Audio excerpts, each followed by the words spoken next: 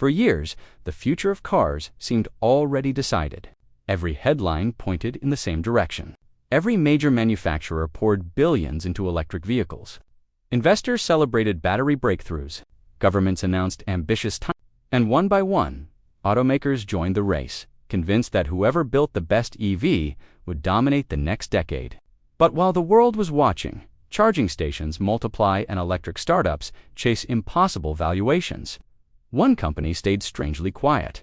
It wasn't making the loudest promises. It wasn't chasing headlines. And it certainly wasn't trying to win the popularity contest.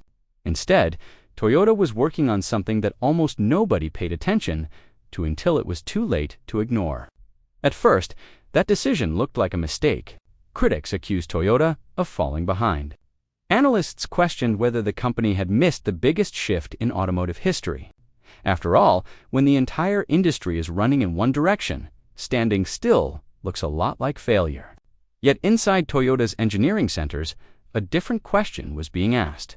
What if the future wasn't as simple as everyone believed? What if millions of drivers weren't looking for the most advanced technology on paper, but the solution that actually fit their daily lives? That question would eventually lead to a car that challenged assumptions across the industry, not because it was the fastest, not because it was the most luxurious, but because it exposed a problem nobody wanted to talk about. A problem hidden behind all the excitement surrounding electric vehicles. The issue wasn't technology, it was reality. For many drivers, owning an EV still came with compromises. Charging infrastructure remained uneven. Apartment residents often had nowhere convenient to charge. Long road trips required planning around battery levels. And in many parts of the world, the cost of buying an electric vehicle, the industry kept promising that these problems would disappear someday. Toyota started asking what could be done today. And that's where the story becomes interesting.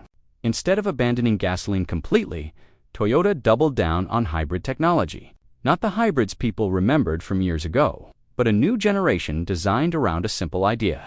Combine the strengths of electric power with the convenience people already depended on. It sounded almost too practical to attract attention. Yet practicality was exactly what Toyota believed the market had forgotten. Then came the moment that revealed what they had been building. When the latest Corolla arrived, many people expected another routine update. A few design changes, some new features, better fuel economy. The usual improvements manufacturers advertise every few years. But the deeper story wasn't visible from the outside. It was hidden beneath the sheet metal.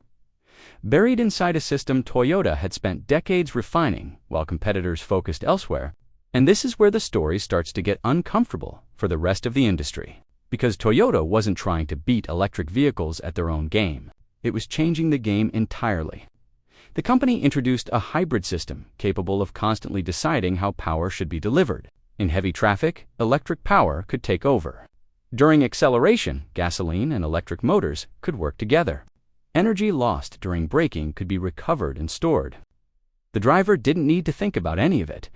The system simply adjusted itself in the background, making thousands of decisions every mile. At first glance, that might not sound revolutionary. But this only matters once you see what happened next. As drivers began comparing real-world experiences, something unexpected emerged. Many discovered they could travel long distances without worrying about charging stops. They could refuel in minutes instead of waiting for batteries to recharge. They could achieve impressive efficiency without changing their routines. The experience felt familiar, yet noticeably improved. Suddenly, Toyota's strategy no longer looked conservative. It looked calculated. The company had spent years developing technology that solved problems consumers were actively facing rather than problems they might face years from now. And the more people examined the formula, the harder it became to dismiss. Then the pressure started spreading beyond Toyota. Companies that had invested heavily in a fully electric future found themselves facing an uncomfortable possibility. What if customers didn't want to choose between gasoline and electric power? What if they wanted both?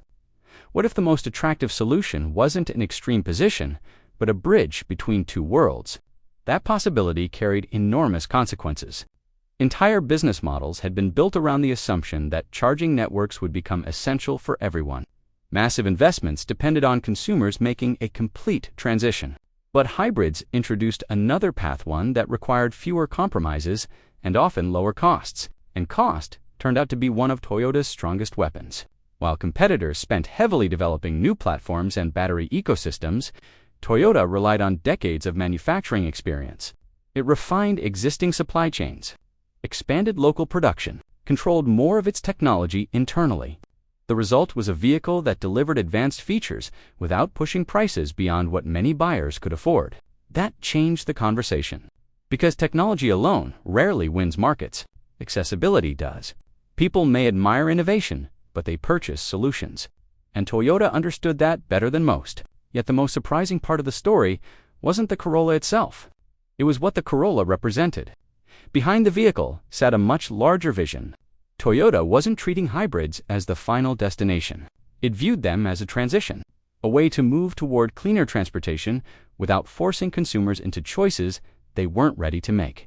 At the same time, engineers continued working on technologies that could reshape the next generation of vehicles entirely. One of those technologies has the potential to change everything: solid-state batteries.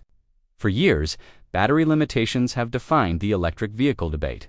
Charging times, heat management, longevity, range anxiety.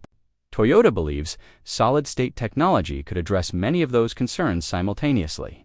If successful, it could dramatically reduce charging times while increasing range and safety. But here's the part most people miss. Toyota's hybrid strategy and its battery research aren't separate stories. They're connected. The company isn't betting against the future. It's betting against certainty. Against the idea that anyone already knows exactly how the future will unfold. And maybe that's the most important lesson hidden inside this story. While others focused on predicting the destination, Toyota focused on building options. It prepared for multiple futures instead of committing entirely to one. Whether that proves brilliant or misguided remains an open question, because years from now, when we look back at this moment, we may discover that Toyota was protecting itself from a mistake everyone else was making. Or we may discover that it simply delayed the inevitable. But if the company is right, then the biggest automotive revolution wasn't the one making headlines. It was the one happening quietly in the background while everyone was looking somewhere else. And that raises a question most people still haven't answered. What if the future of transportation was never about choosing between electric and gasoline at all, but about realizing that the smartest solution was hiding somewhere in between? The answer becomes even more complicated once you look at the people. Toyota was actually designing for most discussions about the future of transportation happen in boardrooms, technology conferences, and investor presentations. But cars don't spend their lives there. They spend their lives in crowded cities, on aging highways, in small towns, and in neighborhoods where people care far more about reliability than headlines. Toyota understood that reality better than most. Imagine a driver leaving home before sunrise every day. They aren't thinking about battery chemistry. They aren't comparing charging speeds. They aren't trying to participate in a technological revolution. They simply need a vehicle that starts every morning, handles traffic, saves money on fuel, and doesn't become a financial burden 5 years later. That driver represents millions of people, and Toyota built its strategy around them. The company's engineers began studying something: surprisingly simple behavior. Not what consumers claimed they wanted, but how they actually lived. The data revealed a pattern. Most daily trips were short enough for electric assistance to make a huge difference. At the same time, people still wanted the freedom to drive hundreds of kilometers without planning their route around chargers. That combination created a unique OPPORTUNITYA hybrid system. Could quietly handle city driving using electric power while still offering the security of a traditional fuel tank when needed. No lifestyle changes, no complicated adjustments. No learning curve, just transportation that worked. And the more Toyota refined that formula, the more powerful it became. The company improved battery efficiency, reduced weight, enhanced energy recovery systems, made transitions between power sources almost invisible. Every generation solved another small problem. None of those improvements seemed dramatic individually. They created something much harder for competitors to copy: trust. Because trust in the automotive world isn't built through advertisements. It's built through years of ownership.